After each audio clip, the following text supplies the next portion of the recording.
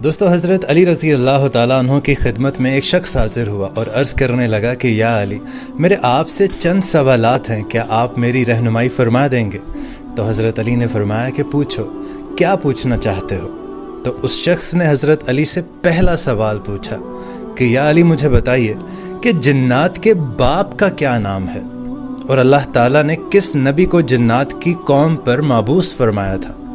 تو حضرت علی نے جواب دیا کہ جنات کے باپ کا نام شمان ہے، اللہ تعالیٰ نے اسے آگ کے شعلے سے پیدا کیا تھا، اور جس نبی کو اللہ تعالیٰ نے جنات کی قوم پر مبعوث فرمایا ان کا نام یوسف تھا۔ انہوں نے جنات کو اللہ کی دعوت دی، لیکن انہوں نے اسی نبی کو قتل کر دیا۔ پھر اس شخص نے پوچھا کہ یا علی، مجھے بتائیے کہ ابلیس کا آسمانوں پر کیا نام تھا؟